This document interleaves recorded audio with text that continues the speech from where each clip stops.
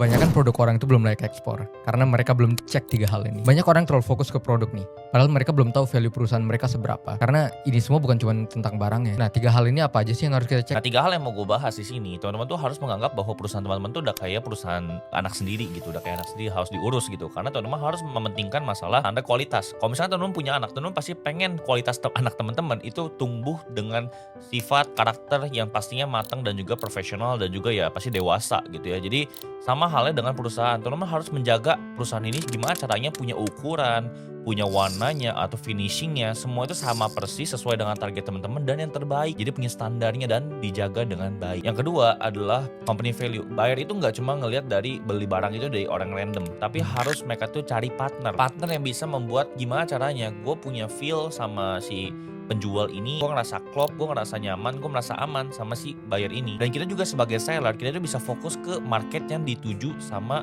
si klien butuhin. Jadi company value yang kita bawa, kita tuh nggak cuma ngomongin tentang produk apa yang kita bawa, tapi secara nilai-nilai perusahaan yang dari awal teman-teman kan pasti bikin ya company profile. Visi misinya apakah teman-teman bisa nggak mencurahkan semua nilai-nilai yang ada di visi misi perusahaan teman-teman itu ke buyernya teman-teman sebagai partner yang baik. Terus yang ketiga adalah sistem perusahaan. Perusahaan ini bakal dinilai sama si buyer, apakah mereka sudah punya sistem atau kayak kerjanya masih kayak asal-asalan, mereka udah punya QC-nya atau SOP-nya udah jelas atau belum. Betul, dan pada intinya pembahasan kita semuanya, ini ekspor itu intinya kalian jangan fokus ke produk, intinya bangun perusahaan yang bisa dipercaya oleh buyer dari manapun. Dan tentunya di Foodtruck kita akan membantu teman-teman untuk membangun fondasi tersebut supaya teman-teman punya fondasi bisnis yang bagus dan teman-teman pasti bisa bakal dilirik sama buyer. Jadi teman-teman silakan langsung komen aja belajar ekspor. Nanti kita bakal kasih link program-program pembelajaran di Foodtruck Export supaya teman-teman bisa belajar bareng sama kita.